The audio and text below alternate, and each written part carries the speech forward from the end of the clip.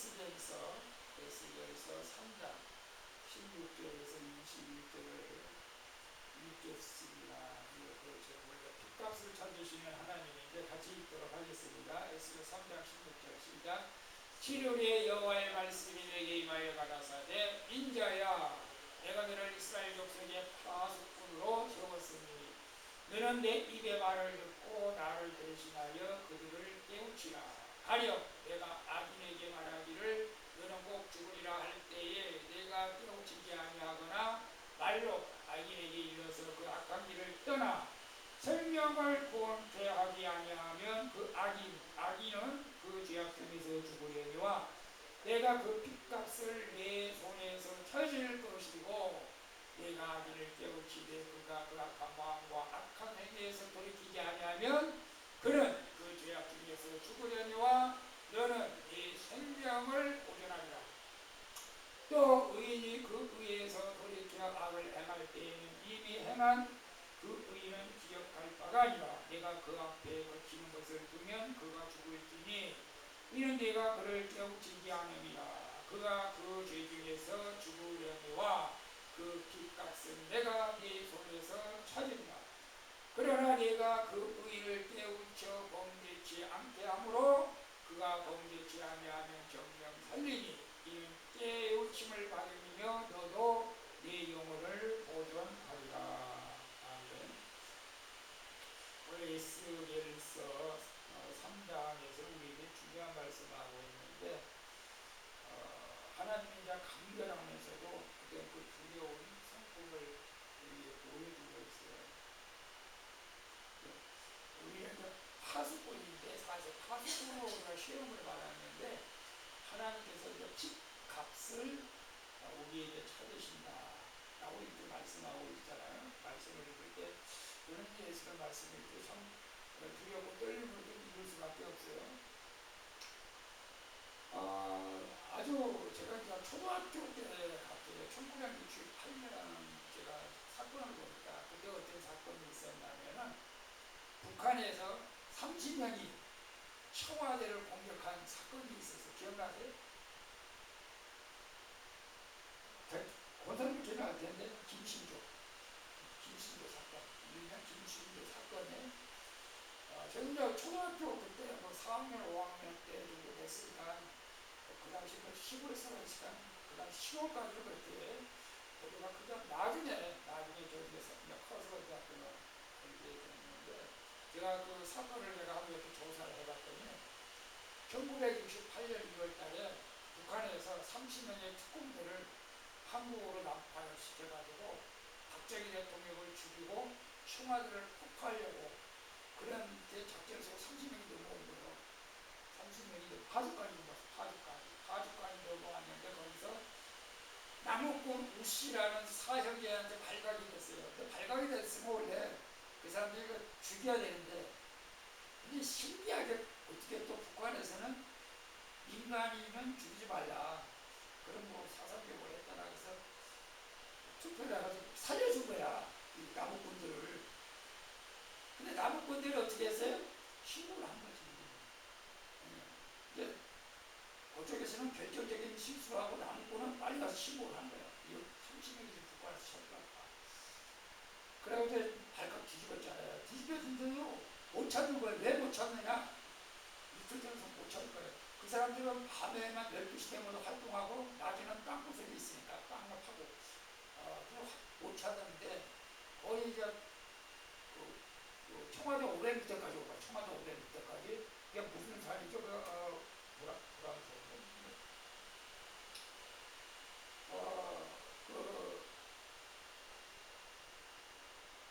청와대 500m까지 와가지고 불신검에 걸려가지고 그때부터 총격전이 벌어지고 총격전이 벌어져가지고 우리나라 군인도 23명인가 죽고 민간인도 7명인가 죽고 그런 뭐 한 50명이 다치고 뭐 그런 일이 있었어요. 그리고 30명 중 28명은 다 사살되고 한 명 박형준이가 누구는 북한으로 도망갔어요. 신기하게. 근데 한 사람이 투항했어요. 누가 투항했어요? 김신조가. 김신의 손이요. 살려달라고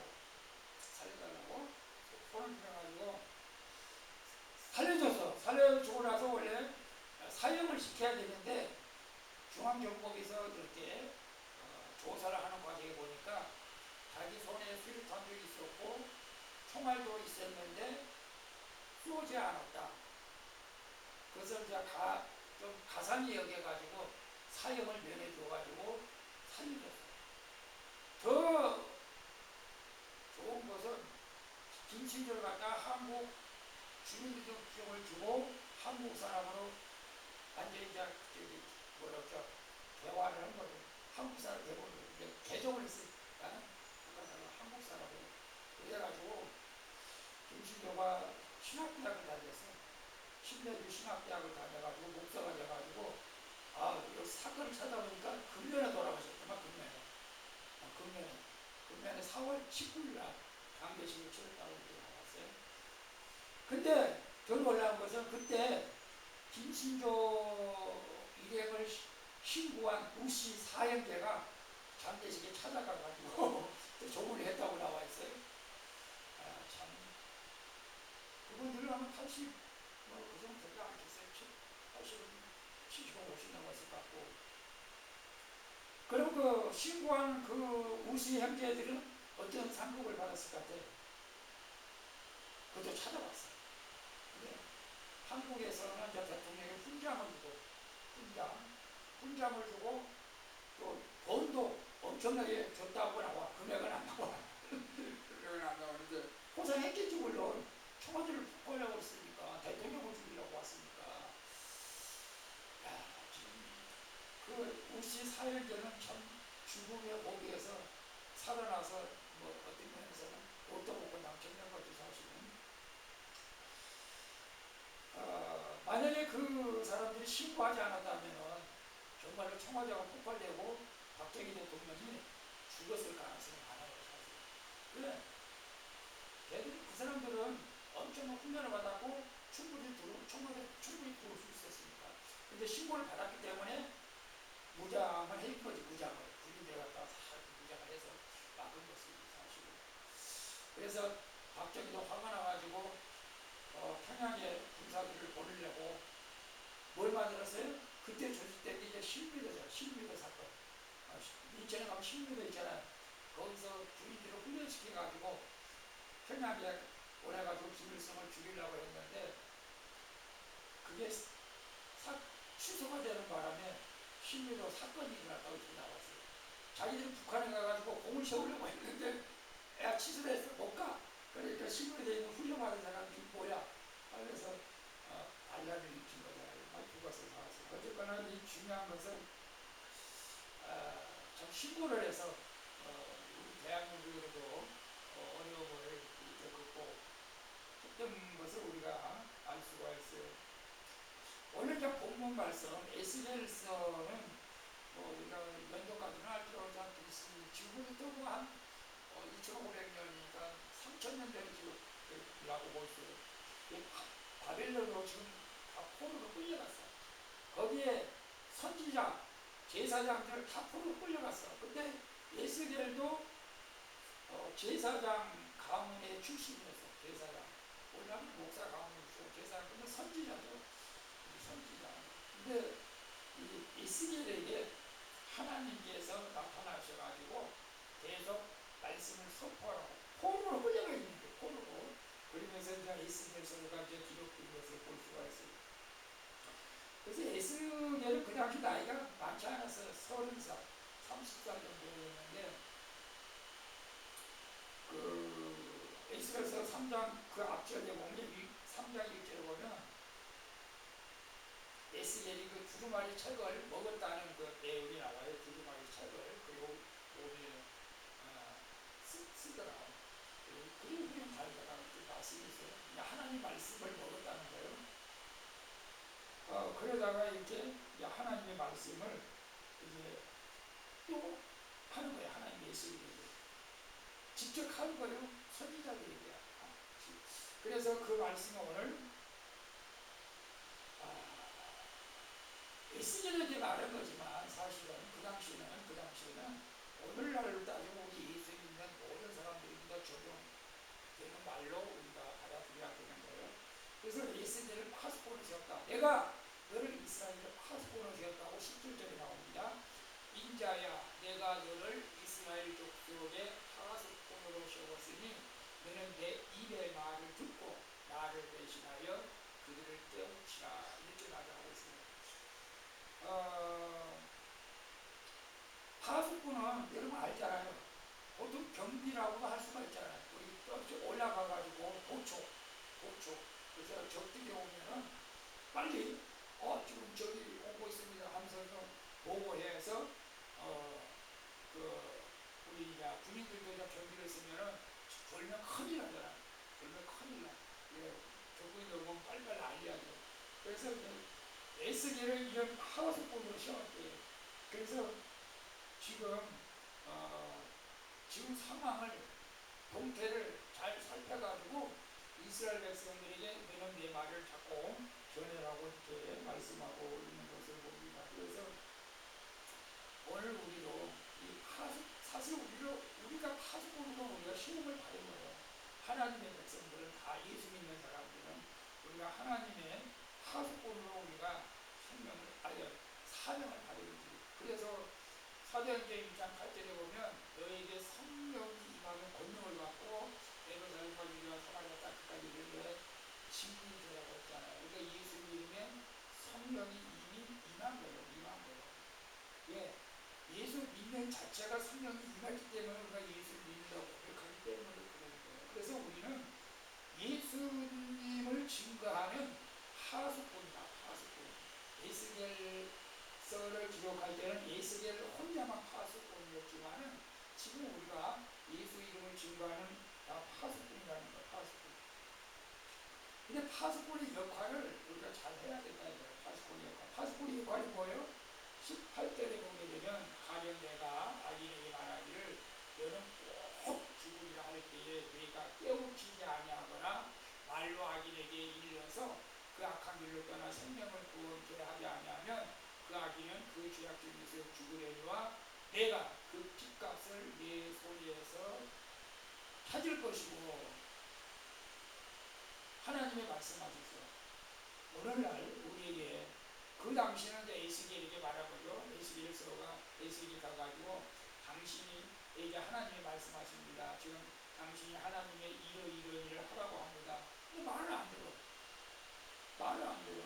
그러면 말을 안 듣는 사람한테서 핏값을 받지만 그런데 내가 가서 말을 해야 되는데 말을 안 했다는 거예요. 저 죽어가는 거예요. 지금 죽어가는 거예요. 예를 들어서 오늘날 이렇게 말할 수가 있어요. 지금 중환자실에서 사람이 죽어가는데 하나님께서 나에게 감동을 줬어요. 빨리 저 사람에게 복음을 전하라. 예수를 믿게 해라. 그런데 머뭇머뭇 하다가 복음을 못 전하고 왔어. 그래도 그 다음날 그 사람 죽었어. 이런 경우. 그런 거예요? 그 영혼이 지금 예수 안 믿으면 죽는데 내가 너들 가서 예수 전하라고 했는데 네가 왜 안 전하냐 이거예요. 그래서 내가 핏값을 내 손에서 찾는다 이런 말씀이에요. 결국 가만히 있지 않겠다. 하나님께 버려야겠다. 근데 20절도 그래요. 또 의인이 그를 위해서 이렇게 악을 행할 때에는 이미 행한 그 의인은 기억할 것 같다. 아무리 의인도 내가 그 앞에서 거치는 것을 보면 그가 죽을 테니 이는 내가 그를 깨우치지 않으리라. 그가 그 주 중에 죽으려니와 그 핏값은 내가 내 손에서 찾으리라. 저는 이 말씀을 읽을 때 참 두렵고 떨리는 마음이 있는 거예요. 사실 목회자가 성도들에게 바른 말을 해야 되잖아요. 바른 말을 해야 돼요. 근데 바른 말을 하면은 바른 말로 들으면 좋은데 오해를 해가지고 또 시험에 들으면 안 되기 때문에 참 힘들어. 그래서 진짜 조심스럽게 말해야 되고 성경에 나온 말은 아무리 전해도 사실 문제가 안 되잖아요. 근데 이단들처럼 말씀은 꼭 자기에게 유리한 것만 꼬집어 가지고 말을 하면 안 되고 우리가 성경 전체를 보면서 하나님의 뜻이 무엇인가를 분명하게 말해야 되겠죠. 사실은.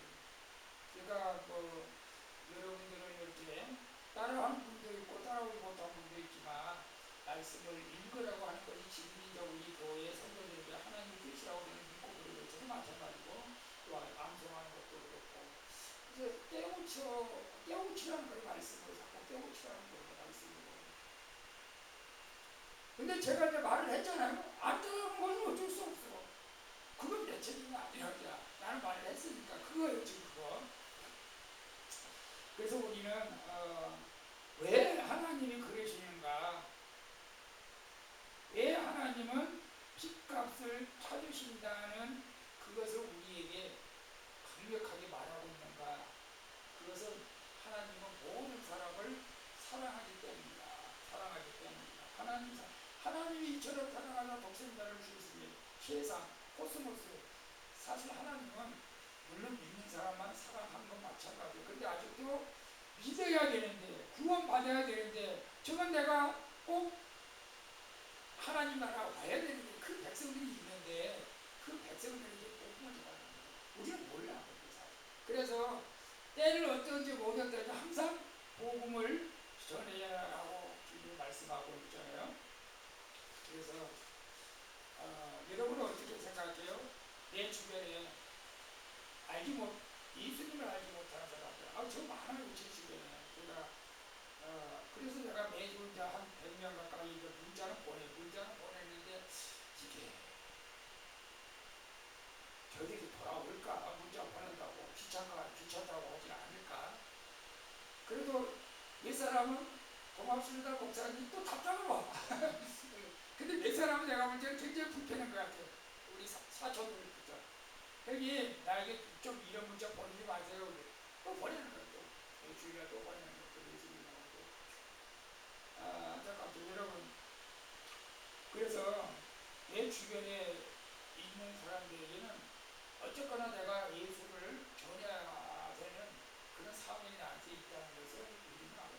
내가 전했는데 그 사람이 안 받아들이면 괜찮아. 근데 전해야 될 사람이 안 전할 때 그 핏값을 우리에게 찾는다는 거죠. 그리고 우리는 이런 지금도 하나님께서는 우리 주님께서는 돌아와야 할 백성이 많다는 거예요. 그래서 우리는 이 찬양을 한번 하고 나갈까요? 돌아와 이 찬양이 우리 27장이고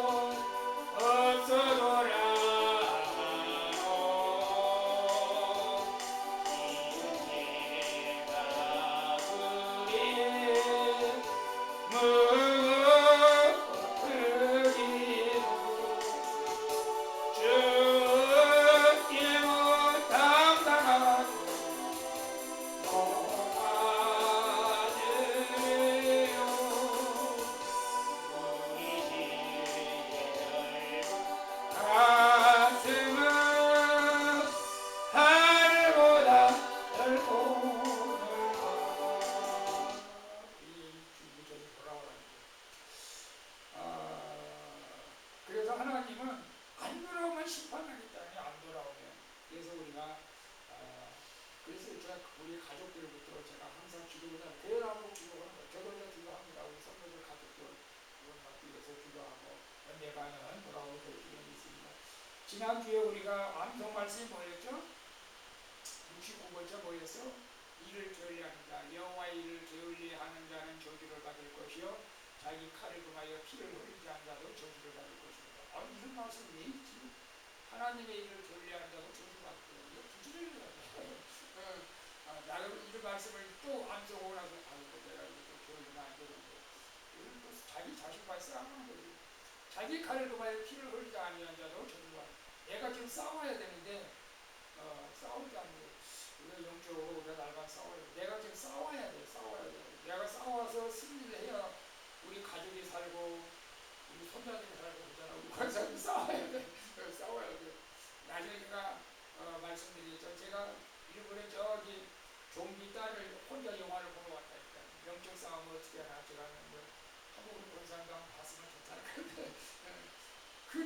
살기 위해서 엄청나게 아파하고 고생하는 거예요. 딸을 살려 어쨌거나 몇 번 고비를 느끼지만 좀비를 살린다는 게 신기하잖아요. 좀비가 그러니까 죽어야 됩니다. 근데 그 과정이 너무너무 정말 스릴이 넘치고 또 제가 영적으로 깨달을 부분도 많이 있었어요. 그래서 우리가 개인의 책임에 대해서 반드시 응답합니다. 파수꾼의 역할을 우리가 명확하게 해야 합니다. 자, 앞서는 분명히 말합니다. 악인이 내가 죽는다. 그럴 때 네가 가서 죽는다고 말을 전해야 된다. 근데 네가 말을 안 했어. 그러면 내가 핏값을 너에게 준다고 분명히 말했는데 또 반대로 악인의 경우는 이런 경우가 있어요. 18절 같이 읽어볼까요? 가령 내가 악인에게 말하기를 너는 꼭 죽으리라 할 때에 내가 깨우치지 아니하거나 말로 악인에게 이르러서 그 악한 길을 떠나 생명을 구원하지 않으면 그 죄와 죽으리니와 내가 그 값을 위해서는 찾을 것으로 내가 악인을 깨우치되 그가 악한 마음과 악한 행위에 돌이키지 않으면 그는 그 죄악을 죽으리와 너는 내 생명을 보존하리라. 이거는요, 파수꾼이 경고하지 않으면 파수꾼이 죽지만 파수꾼이 경고했음에도 악인이 파수꾼의 말을 듣지 않으면 파수꾼은 살고 악인은 죽는다. 다시 20절에 21절 보면 또 의인이 그 위에서 돌이켜 악을 행할 때에는 이미 행한 그 의인은 기억할 바가 내가 그 앞에 거치는 것을 보면 그가 죽을지니 이는 네가 그를 깨우치지 않으리라. 그가 그 죄중에서 죽으려니와 그 핏값을 네가 네 손에서 찾으리라. 그러나 네가 그 의인을 깨우쳐 범죄치 않게 하므로 그 범죄치 아니하면 정령 살리되 이는 깨우침을 받으며 너도 네 영혼을 보존하리라. 파수꾼이 경고를 하지 않으면 의인도 죽고 파수꾼도 죽지만 파수꾼이 경고를 했음에도 불구하고 돌이키지 않으면 그 사람은 죽고 파수꾼은 산다는 거예요. 내용이 그거예요. 그래서 파수꾼은 반드시 적군이 쳐들어오면 우리 보초 쓰는 사람은 반드시 상부의 보호를 빨리빨리 해야 돼요. 보고 안 하면 뭐 영장 가잖아. 그러니까 우리가 하나님께서 우리에게 감동을 주잖아요. 너는 저 사람에게 복음을 전해라. 가서 예수를 전해라. 그러면 빨리빨리 가서 예수를 전해야 된다는 거예요. 전도할 때 이번 내일 모레 이제 다시 이제 8가지 전도를 이제 하긴 하는데, 그래서 우리가 파수꾼에 경고해서 의인이 범죄치 않게 하는 것이 우리의 사명이 여기 있습니다. 그래서 저는 이제 이렇게 생각해요. 우리 그리스도인은 다 파수꾼이다. 그리스도인이 누구예요? 내가 예수를 믿는 사람들. 그래서 우리 오늘 방송에서 성경을 하는데 우리가 성경 공부하면서 우리는 교인이 아니라 그리스도인이 돼야 합니다. 그리스도인. 예수님의 말씀을 듣고 예수님의 말씀대로 살아가는 사람. 그래서 그리스도인들은 다 파수꾼의 사명이 있다. 파수꾼의 사명으로 부름을 받았다는 것을 우리가 깨달아야 한다. 그러면 내가 복음을 전해야 될 사람들, 죄인에게 복음을 전해야 될 사람들, 어디죠? 간단해요. 첫째는 가정, 믿지 않는 사람. 두 번째는 직장. 이 직장에서 복음을 전하기가 제가 직장 생활을 해보니까 정말로 쉽지가 않은 것 같아요. 왜냐하면 첫째는 내가 희생을 해야 돼. 직장에서 복음을 전하다 보면 내가 바른 말을 하기가 쉽지가 않아. 내가 게을릴 수가 없어. 내가 모든 사람보다 솔선수범해야 돼. 그러니까 직장에서 복음을 전한다는 것은 정말로 어렵더라고, 사실은. 근데 내가 목사라고 하면서 직장생활을 했는데 더 어려운 거예요. 이게 더 어려운 거예요. 정말 막 화가 나서 머리까지 막 화가 날 것 같은데도 참아야 돼요. 목사라고 했으니까 참아야지. 그런데 내가 만약에 목사라는 신분이 안 하고 일반 사람, 세상 사람처럼 그냥 갔다면 아마 참지 못했을지도 몰라, 사실은. 나중에 목사라고 밝힐 때문에 그때 좀 창피하겠지. 우리 권사님은 아시나요? 직장에서 권사님이라는 것은? 알면 부담스럽겠죠. 알면 부담스러울 것도 있어요. 그러나 알면 더 좋은 얘기 많아, 사실은. 하나님께서 또 반대로 더 좋은 일이 많이 있게 할 줄로 믿습니다. 그래서 어떤 장로님은 직장 회장님이신데 세상에 자기 비서한테 열심히 교회 가는 데를 한 번도 안 했대. 세상 장로가 돼가지고 근데 교회 가는지도 몰랐대. 아이고 세상에 장로님이 나한테 교회 한번 가져와서 내가 교회 나갔을 텐데 비서가 그랬다는데 그런 말을 못했다고. 우리가 직장에서 복음 전하는 건 쉽지 않지만 복음을 전할 때 하나님이 역사하십니다. 그리고 우리가 사회에 이웃들에게도 우리가 복음을 전해야 했죠. 그래서 저도 이제 운동하면서 친구 같이 운동하는 사람들 복음을 전하는데 그냥 구체적으로 전할 기회가 별로 없어요. 사실 그냥 여기서 예수 믿어야 천국 갑니다. 그냥 쉽게 말하면 예수 믿어야 천국 간다고 그냥 웃어. 예수 믿어야 천국 갑니다. 예수 믿으세요. 그러고 나오세요. 왜 안 다니다가 안 간 사람들이 있어. 빨리 하나님 부르십니다. 빨리 예수 믿고 오세요. 그 정도밖에는 못된 사람들 지금은 어떻게 할 수가 없어요. 그래서 침묵은 선택이 아니라 침묵해서는 안 된다. 복음을 전할 때는 제가 나이가 좀 80이 가까이 되는데 제가 그랬잖아요. 이사 좀 옮겨주지 않는데 시험 되느라고 젊었을 때 지금까지 교회를 안 해. 근데 자녀들 그걸 다닌대. 빨리 좀 나오시라고 우리 교회 오시라고 하나님이 부르신다고. 근데 하나님의 음성으로 들어야 말이지. 그러니까 에이. 근데 나는 일단 전했어. 어쩌고는 전했어. 전해야 돼. 그리고 전해야 돼. 이런 일이 있었다고요. 어느 교회이자 평생 출석한 권사님이 있었는데 정말 권사님이자 모험생으로 신앙생활 잘했다고요. 근데 신앙생활 잘했다는 게 뭘 잘했는지 모르겠지만 30년 동안 전도를 한 번도 못했대. 그게 잘한 건 아니지 사실은. 근데 어느 날 갑자기 이웃집 친구 할머니가 돌아가셨죠. 이웃집이니까 장례식에 갔대요. 근데 자기가 충격을 받았다고 그래요. 충격을.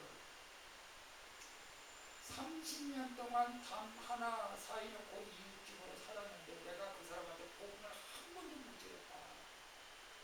그걸 자기는 이제 충격을 받았다고 회개했다고 그런 내용이 있는데 여러분 이웃 사람들에게 내가 교회 가지 않으면 적어도 한번 교양을 하고 예수 믿는 한 번은 해야 돼요. 사실 그게 이제 파수꾼의 역할이에요. 파수꾼 모르는 사람에게 하는 것이 아니고 중요한 것은 결과는 하나님께 맡기는 거예요. 사실 우리 전도하잖아요. 현대에서 바로 말을 나오면 얼마나 좋겠어 사실은. 근데 나머지는 하는 거야. 우리를 그냥 뿌리는 거죠. 근데 우리가 씨를 뿌리면 그 열매를 거두는 사람은 우리가 아닐 수도 있고 다른 사람일 수도 있고. 그래서 우리는 그냥 씨를 뿌리는 것이 중요하다. 아까 이제 의인도 나오잖아요. 의인도 하나님의 말씀대로 안 살면 경고를 하라는 거죠. 여기서 의인이라고 하는 것은 아마 예수 믿는 사람을 말할 수도 있어요. 예수를 믿는다고 하지만은 말씀대로 안 살고 엉뚱한 짓을 하고 사는 사람들, 그 사람에게도 바른 소리를 하라는 거죠. 사실 당신 그렇게 하면 안 됩니다. 심판받습니다. 근데 참 그 일을 하기가 쉽지 않잖아요. 사실 아니 교회 나오면 도박을 해도 돼요. 그렇게 말하는 목사는 없잖아요. 도박 끊어야 됩니다. 그렇게 하면 싫어하겠지 사실은. 근데 하라는 거지. 그런 말은 하라는 거지. 그런 말을 하라는 거지. 도둑질하면 안 됩니다. 미워하면 안 됩니다. 해야죠. 근데 내가 예수 믿는다고 해서 미워하고 도둑질하고 뭐 이렇게 정죄하고 도박하면 안 되잖아요. 근데 싫어하지. 나는 이거 하고 싶은데 왜 목사님은 자꾸 그런 걸 하지 말라고 할까? 근데 예수 믿는 사람도 그러다가 하는 사람이 있으니까 하지 말라는 거지. 그런 사람한테는 그렇게 하라는 거지. 그렇게 해야 된다. 그래서 의인의 경고도 필요하다. 죄에 빠진 성도들을 회복시켜야 되기 때문에 죄에 빠진 성도들, 신앙에서 멀어져가는 성도들. 오늘 자꾸 신앙에서 코로나 때문에 너무나 많은 사람들이 교회를 던져가면서 돌아와 하는데 안 돌아오잖아. 사실 신앙이 멀어져.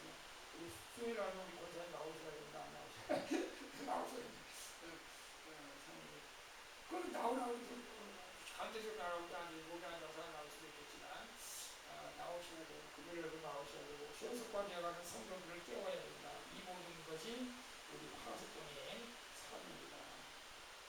그래서 우리가 핏감을 쳐주신다고 하는 하나님은 심판자이라기보다도 한 영혼을 그만큼 사랑하고 소중하게 여긴다는 것을 우리에게 보여주거든요. 내가 너도 사랑하지 마. 네 가족도 사랑해. 네 옆에 이웃도 사랑해. 그 사람들에게 네가 좀 바른 소리를 하나, 바른 소리라고 하는 것은 복음을 얘기하는 거예요. 바른 소리를 한다고 해서 이빨의 소리가 아니고 복음을 전해. 복음. 예수님 믿어라. 예수님 믿어야 살아. 예수를 믿으면 우리가 믿음으로 그냥 선포하는 거예요. 사실 제가 우리 송화성모산에 가서 기도할 때 아니 내가 왜 그런 믿음을 하지? 하나님 빨리 뼈마귀가 맞춰서 수술 않게 해주세요. 나는 내 믿음으로 기도한 거예요. 수술했죠. 엉뚱한 기도를 하고 왔다. 또 그런 생각도 드는 거예요. 사실은. 근데 우리는 뭐 나는 저 기도할 뿐이고 그냥 일을 하시는 분인데 하나님 아시는 거니까 복음 전하는 것도 마찬가지고 그냥 복음 전하는 것은 할아버지가 복음 전하는 것이고 하나님이 하라고 하시니까 그래요. 그래서 우리가 마지막 때에 이 파수꾼의 사명을 우리가 잘 감당하는 우리 모두가 되어주기를 예수님 이름으로 축복합니다. 기도합니다. 좋으신 아버지 하나님 감사합니다. 오늘 예수님을 파수꾼으로 세워진 것처럼 오늘 저와 우리 소망교회 사랑하는 성도들을 파수꾼으로 세운 줄로 믿습니다.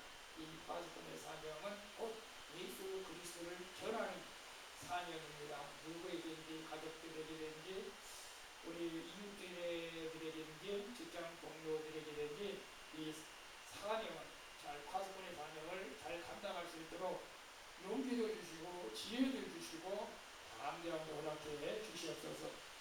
그래서 나의 핏값을 찾는 것이 아니고 나를 통해서 의인이 살아나는 하나님의 놀라운 역사가 있게 해 주시옵소서. 걸어가신 예수 그리스도의 이름으로 기도